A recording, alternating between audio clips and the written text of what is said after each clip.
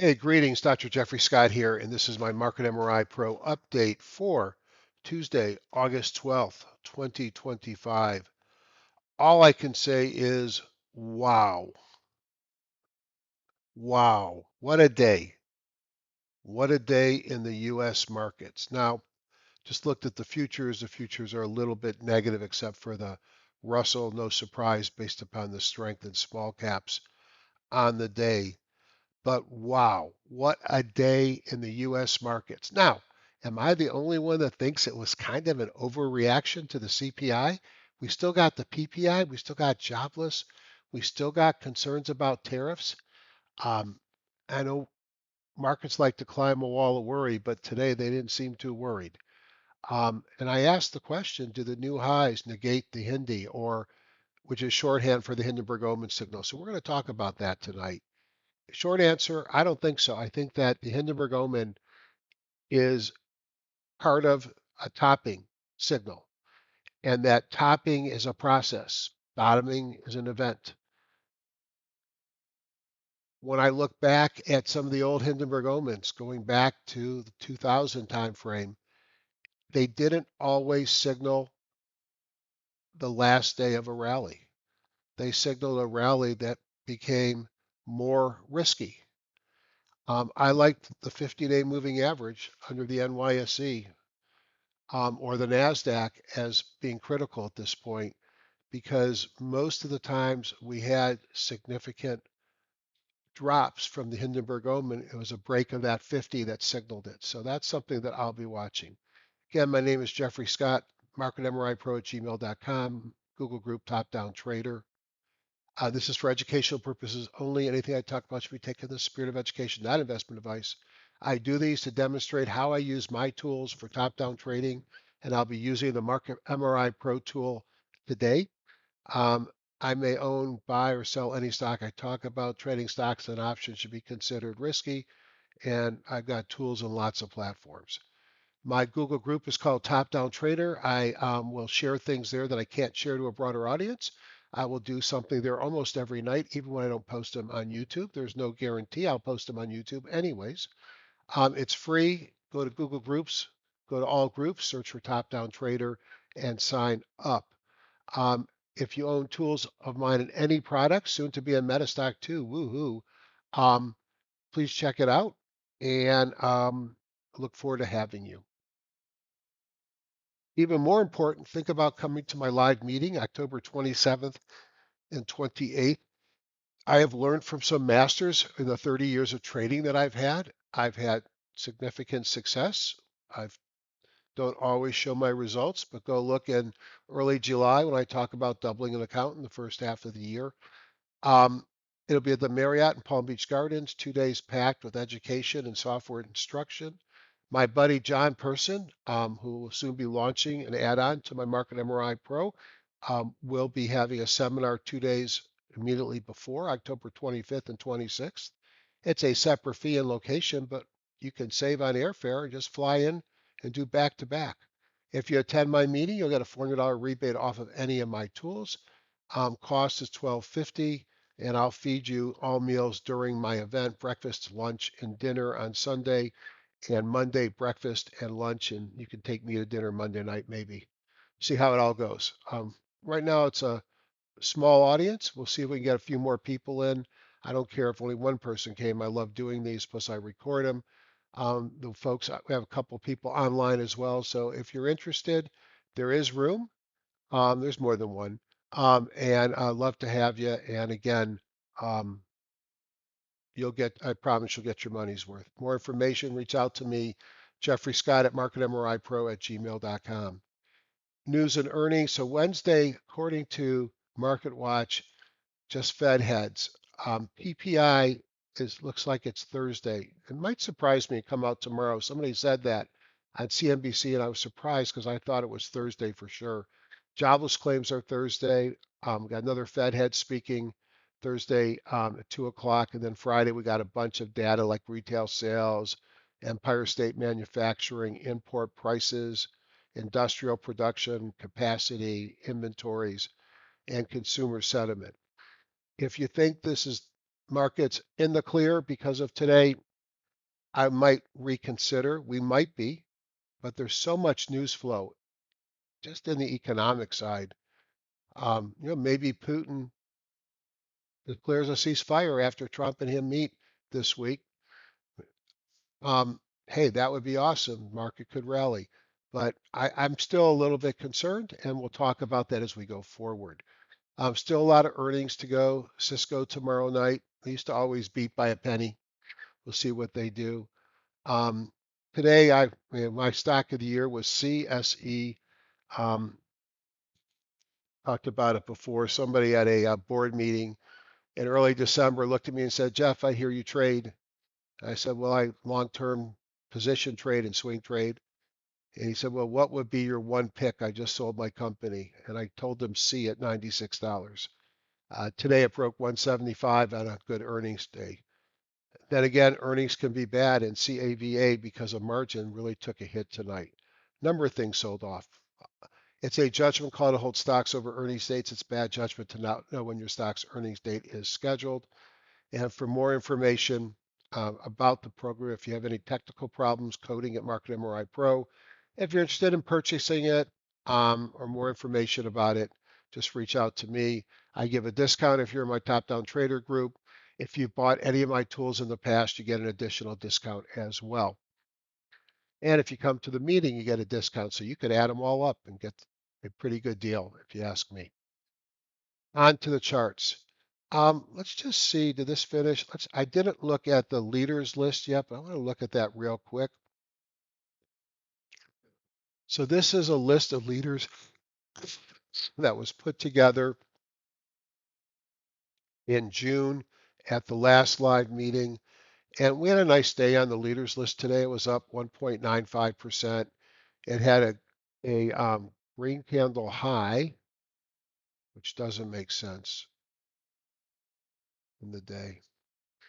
But more importantly, it was up and had a kahuna. So a green candle high would suggest that we had a higher high, which I don't really see. So I don't know why that fired. This is an older version of the chart, but it was an up day, but it really didn't break out. It didn't do anything incredible.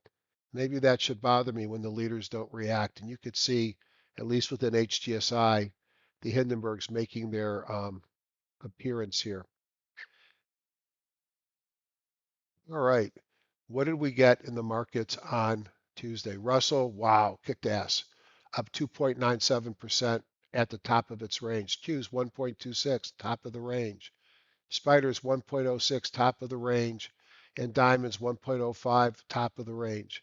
Bitcoin was up 0.5%. It was all over the place today and finished sort of in the middle of the range. Dollar was down, that supports the markets, and volatility, as you'd expect, dropped quite a bit. New high, new lows. The net new high minus new lows at 52 weeks on the NYSE and the NASDAQ, very positive. So that's a big improvement. Over here, we could see almost all the sectors were up across the three major indexes. Most of the industry groups were up. And you could see 89% advancers, 71 and 81. So across the marketplace, we saw really great breadth all of a sudden on Tuesday. If we look at the leaders in the day, communications, tech, materials, financials, wow, discretionary all up more than 1%, even industrials. The laggards were all positive, but they were the defensive plays, real estate, staples, utilities, and healthcare. Energy goes both ways, up and down. From a category perspective, home construction, which has been up 13% in the last 4 weeks, pretty massive move. Transports, cybersecurity, which has been down in the last 4 weeks. Metals and mining, Internet of Things, retail, momentum plays, growth. Great day for a growth investor. Timing brief. Interestingly, whoops, redo that. It's a year to date. Let me just go to like 100. You could see we broke the highs on the spiders, all-time highs on the spiders, all-time highs on the Qs, Not all-time highs on the Russell because they're quite a bit of ways away, as you can see up here. But a big move taking perhaps out this resistance, and also a big move on the diamonds taking out the WMA. The interesting thing is the diamonds, even though they took out the WMA, they haven't flipped their bongo yet. So we've got new buys on the daily spider, the daily Qs, the daily Russell, still questionable, still a sell on the diamonds, but I'd go to yellow now that we've moved up. If we look at weekly, you're going to see they remain in long-term buys, all-time highs on the top two, the spiders and the Qs. How do I put all this together? As I said yesterday, we were in a pullback at an uptrend. At some point in a pullback in an uptrend, the pullback can get deep enough that we start to think we're in a correction. Um, we blew right through the prior highs today, especially on the spiders and the Qs, and frankly, recent highs on the Russell. Um, we still have September coming. We still have a Fed meeting that they could let us down. We might buy the rumor and sell the news. They may do a 50 basis point cut and people will be concerned. There have been people talking for months that the bond market won't like a rate cut, which means bonds sell off, interest rates at the long end go higher. I don't think we're out of damage. And I will go back and review my Hindenburgs. But I remember before in the past getting higher highs before the market rolled over. So no, I don't think we're out of it. But how do you not be long this market? I said before, you don't short all-time highs. You have to be long until it stops going up. But I also think you got to be careful. I deployed a little bit of my cash today. I have stops, which are tight, and I'll get stopped out when things start pulling back. And that's how I'll get taken out of the market, which I think is a good way. And I'm not going short yet. If I go and look at the index ETFs, I mean, how do I go short this market? It's too strong. All-time highs. Um, so all you can say is we just hit all-time highs. And as you can see, we still got a few more weeks of sideways motion until we get to the end of August. And it looks like at least here, the market goes up a little bit on the spiders at the beginning part of September. Uh, and that is a 10-year seasonality line. So still a little bit short-term weakness, then we should be going higher. Um, it looks great, doesn't it? It really does. We'll see if we continue to make new highs. There, the volume doesn't look good, but those who've been following me know that I like to go to Market Surge, which is I guess it's now a Dow Jones product of all things. And I like to see what they said about the volume. So give me a second to boot that up on my other computer. And it'll say right up at the top, um, volume was up 10% on the NYSE, down 8% on the NASDAQ. So kind of mixed volume. So Spider looks great here. Hard not to be long. Take a look at the Qs. I don't think I'm going to say anything different. Few more days of weakness on seasonality, then it goes up for a few weeks. It's great, all-time highs. It's kind of on the same run rate that it was doing here. Not great volume today, but hard to argue with markets that close at the highs after a big run, 1.49%. Now the diamonds are different because the diamonds have not yet hit all-time highs. And pull that in a little bit, you could see we've got to get, sure I got the right, yeah. For the diamonds to hit all-time highs, I got to get up to that range. We got close over here. Again, seasonality says weak for a few days and then higher. Will we hit it on this run? Okay. Look at the Russell. Russell had an amazing day today. And small caps have underperformed for so long. And you could see the all-time highs with a spinning top, if I ever saw one. And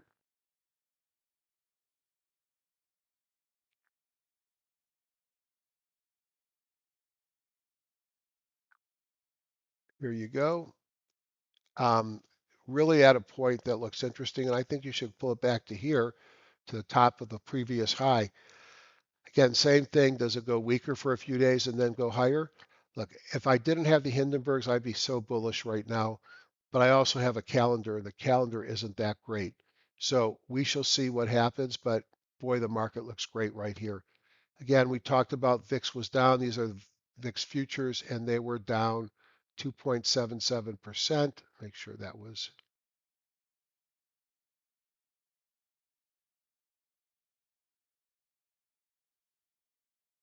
yep. And then the dollar, as you can see here, let me blow it up. I need a less sensitive mouse, and I need a mouth that's not so dry. Let's just go back here. I didn't want the VIX, I want the dollar.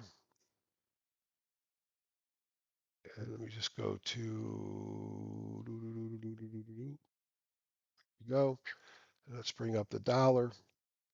And you can see the dollar failing at this line here, which had been resistance a couple of times. We blew through it. And dollar was down a little bit, 0.11. So great day in the U.S. market for equity holders. And, oh, that was a weekly. Sorry about that.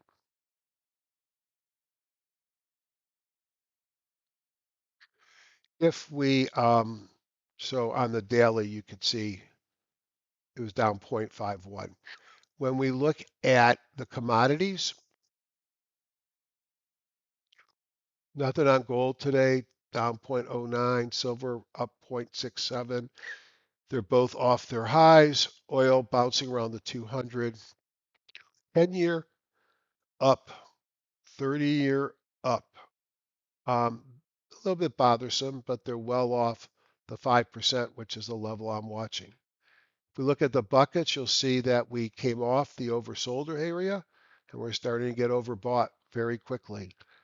9% of the NYSE, 9 of the NASDAQ, 14 of the Russell 2000, and 10 of the S&P 1500 are already above their Bollinger Band. So that's something we have to watch. It's not a signal yet.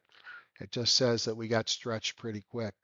Market breadth today, you could see not new highs in the NYSE. You could see it has gotten close to the 50. A breakdown of the 50 after the Hindenburgs is when I'll get very nervous. Um, these are stocks above the 50 in white, 200 in red, and 20 in green, and they both turned up, but not anywhere close to overbought. The new high, new lows positive on the NYSE and the NASDAQ composite, AD lines positive, up down volume positive. Looks like we got a bango, which is a exuberant move to the upside on the NASDAQ composite. This thing is not stopping. It's amazing what the big NASDAQ is doing here. So hard to be bearish, except for these little triangles, but you don't necessarily get fallouts right away. We had a series of Hindenburgs over here. The market still went higher. Okay. We had a series of Hindenburgs over here, and the market was on the way down, but it was that decisive break and staying below the 200 or the 50 rather. Here's the 50 and the break below the 50. Failure at the 50 was the signal. So we shall see what happens. It's enough to keep me concerned. If I look at my breadth indicators, again, new highs on the Spider, the NASDAQ composite, the Russell's not a new high, and it looks like the S&P 1500 maybe, I have to go back and look at it. Yeah, the S&P 1500 I think is a new high as well. Everything improved today. Stocks above, excuse me, the 13-week new high, new lows up across the board, but no signals as they're still in the middle. We talked about the stocks above the moving average. AD lines turned up, including the AD line on the NASDAQ, which has really diverged. And then on the bottom is the RSIs. Nothing's up to the signal line. All right, so I'll put it all together. Massive day in the market, probably even with the fact I raised some cash. One of the best days in the market for me that I've had in well, this year. I've had some really good days this year. I've got a bunch of things that I'll get stopped out on Friday, stopped out the good way. I have had some hood verticals, very wide verticals that are deep in the money, so I'm sure I'll get stopped out of those. OKLO, great day today after earnings. I've sold calls against that. I'm sure I'll be stopped out of that as well. I can always buy them back, but probably not. Um, I'll take the cash and see if we get a pullback. The ratio charts give me a sense of the S&P sectors and how they're comparing. Communications a big day. Discretionary good. Staples came off the bottom. Industrials, eh. Utilities, eh. Technology's been king. Real estate, no. Financials, trying to show something. It's really a technology-driven market, and technology, communications, leading, and even discretionary, which had sold off for some time, is moving up. Let's go to JAS layout. So here I take all the stocks in the NYSE, the NASDAQ, and the Amex. I filter them for $1 and 100,000 shares. I get 37.48. I assign each one to an industry group and to a sector, and I put them into here, and we could see where was the strength percentage move. Consumer cyclical, which is discretionary, industrial, materials, and tech were the big ones. That gives me 1,668 stocks I could look at. Let's stick a filter on this, and the filter will stick as $5 and 500,000 shares. That'll bring it down. Now let's just look at the industry groups that are in those sectors and go with 10. 1, 2, 3, 4, 5, 6, 7, 8, 9, 10. Those look really different from what we were seeing over the last several days. Wow. And you can see the big moves that they had. I love pullbacks and uptrends, so I might come in here, click pullbacks and uptrends, hit OK. Leaves me with 44, rank them by number of up uh, impulses to the upside. Let's see what we got. MAG International, these are in the automobile manufacturing, I believe. Um, we got a momentum, breakout, and volume, and a CPR and an EMS breaking out here after a pullback. We got a golden cross as the 50s crossing above the 200. Relative strength and OBV look fine.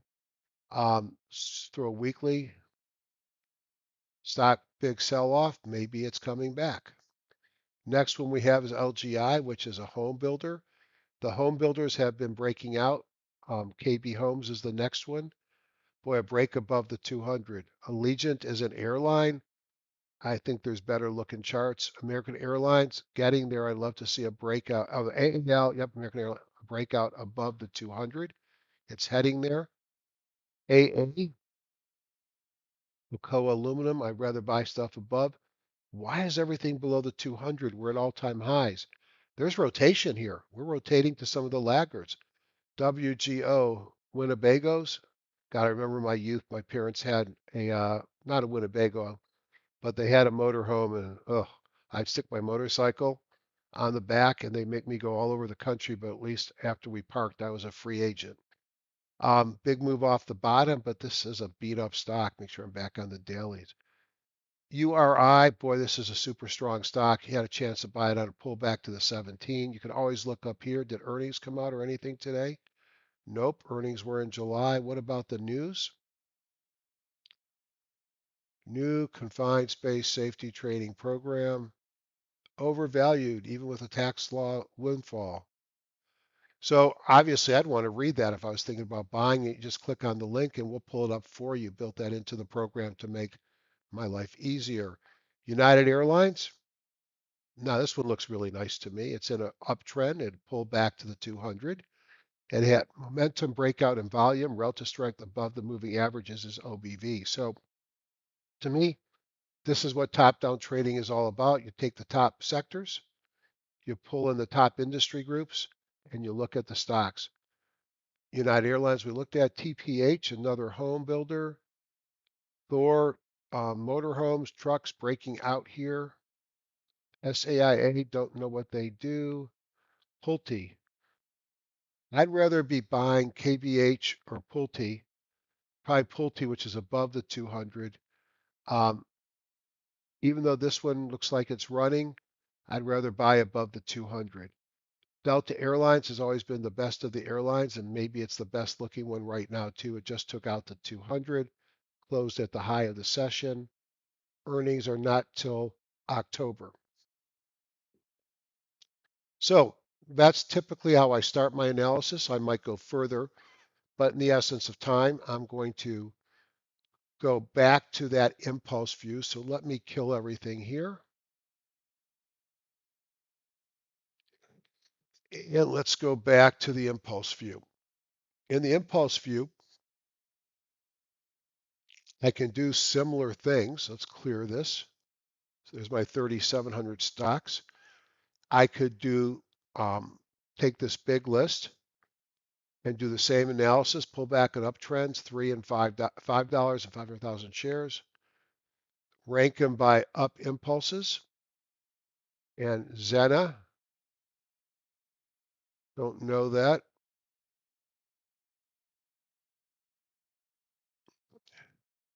SSL, breaking out. SE, major breakout on earnings. I'm already in it. PAL,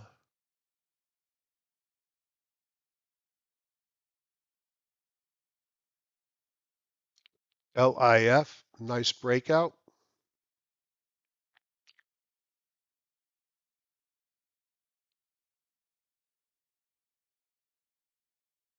I don't know why this generation can't send one text. They break them up into 7 sentences, each one their own text. GDOT, green dot. So here we are looking at a bunch of big breakouts. Here's a biotech.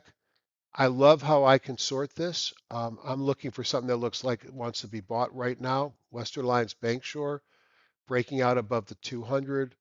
Momentum breakout and volume, relative strength and OBV setting up. So pullbacks and uptrends, one way to find things. After a day like we saw Tuesday, you expect everything to look great. But my secret weapon is this 2-day momentum up. Let's put the price and volume on it. See how many they got. Win. Let's look at win first. High up in its pattern. I'd much rather be buying it.